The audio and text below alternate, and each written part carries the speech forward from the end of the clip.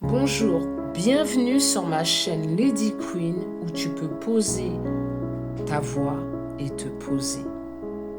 Aujourd'hui, je reçois une femme, une voix, une émotion. Elle a choisi de témoigner sur quelque chose de très intime, quelque chose de presque inconnu, un trouble qu'on ne voit pas, mais qui peut tout bouleverser. C'est le syndrome d'excitation génitale. Elle a décidé de briser le silence dans l'anonymat, dans la douceur sans visage, mais avec toute sa vérité. Merci à elle, merci à toi qui écoutes. Bienvenue dans un espace où les silences peuvent enfin se déposer. Bienvenue à toi Magali, comment vas-tu? Ça va aujourd'hui. Oui, ça va. Comment tu te sens aujourd'hui en venant poser ta voix? Je me sens bien et je suis prête à poser ma voix. Super Magali. Et qu'est-ce qui t'a donné envie de parler de ce que tu vis? Briser le silence. C'est important ça. Ouais. Ça te tenait à cœur, c'est ça? Oui, ça me tenait à cœur. Et on va un petit peu rentrer dans le vif du sujet. Qu'est-ce que c'est le syndrome d'excitation génitale pour qu'on puisse comprendre et C'est écouter? une espèce d'excitation persistante. Oui, C'est comme des chatouilles et au niveau du clitoris, c'est une très forte excitation et qui peut survenir comme donc à tout moment. ça, à tout moment. Et la découverte de ce trouble, tu as découvert ça à quel moment? J'ai consulté une sexologue et qui m'a dit que c'était ce que j'avais. Et est-ce que tu l'as découvert quand tu étais petite, à l'adolescence? Quand j'étais toute petite, Ça a apparu? oui. Mais c'est quoi? C'est quelle sensation? Qu'est-ce C'est qu'on... comme des chatouilles, de l'excitation, tout ça, des fourmillements aussi. Et c'est au niveau de quoi? De ton corps? De mon corps, oui. Oui, parce que c'est quand même une maladie taboue. Mm. Même moi, quand tu m'en as parlé, je ne connaissais pas du tout. D'accord. Est-ce que tu te souviens d'un élément déclencheur? Comment c'est venu progressivement?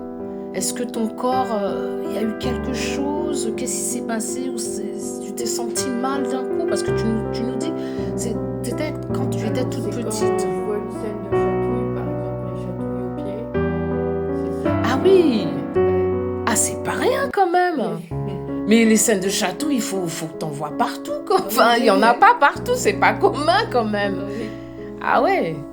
Voilà. Donc dès que tu vois une scène, hop, ça fait un déclenchement dans ton corps. Oui. On peut dire que c'est quand même au-delà de tout entendement, hein.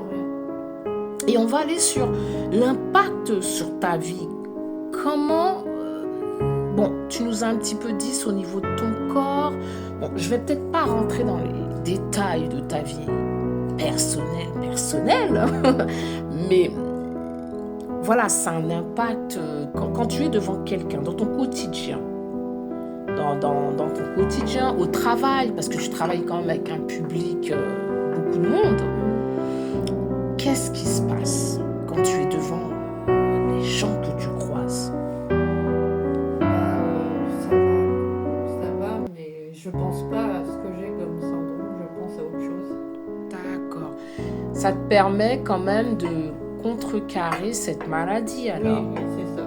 Donc tu peux un petit peu la maîtriser. Oui, c'est ça. C'est pas mal déjà. Et est-ce que tu mets en place des outils, des thérapies? Est-ce que tu Oui, vois... je vais à la piscine. D'accord, tu fais de la natation alors. Donc ça te permet de quoi? D'apaiser? Oui, Ça apaise. Et parlons un petit peu de la détresse émotionnelle. Qu'est-ce que ça provoque en toi? Est-ce que tu te sens seule? Est-ce que je me sens seule. Face à ça, je me sens seule. Ah, c'est pas évident alors. Et j'imagine des moments, est-ce que tu as déjà eu le sentiment de devenir folle? Oui, Donc tu pleures, oui. repli sur soi. soi. Oui. Et c'est à cause de ça que je pensais pas ne pas pouvoir accoucher en fait. Quand j'avais un bébé dans le ventre, je sais qu'il était gros, je sais que tout le monde m'a vue enceinte. Oui. Qu'on m'a dit, mais vous attendez un bébé? Oui. Donc à cause de cette maladie, tu pensais ne pas pouvoir tomber enceinte. Oui, c'est ça. Donc tu as essayé des thérapies, tu as essayé, t'as essayé, tu vois hein, des médecins, d'accord. On va peut-être pas, voilà, on a compris que tu es, voilà, t'as un suivi et que tu t'aides par les moyens que tu mets en place par la natation, etc. Et comment, au niveau de ta famille, comment ils le vivent ça? Ils sont pas compréhensibles, ils essayent de me soutenir et de m'aider. Oui, après peut-être qu'ils ont pas, ils ont peut-être pas, ce poids. C'est pas qu'ils sont pas dans la compréhension, c'est peut-être qu'ils mesurent pas peut-être l'impact que ça a sur ta vie. Mais je pense que voilà, tu es quand même un petit peu entourée. D'accord.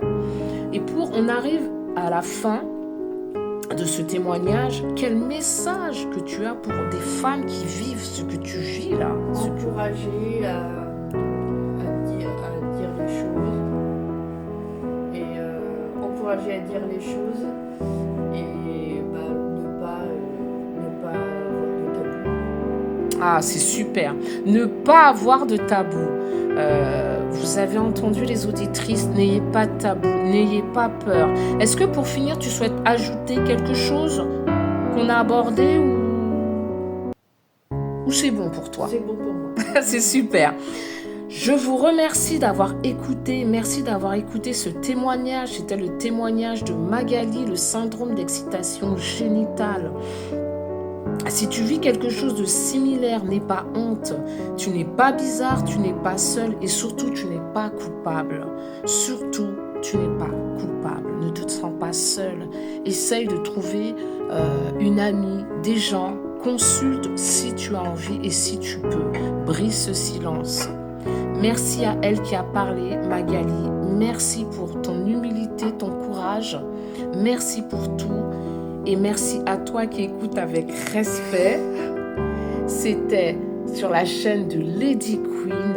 Je vous dis à bientôt pour d'autres vérités.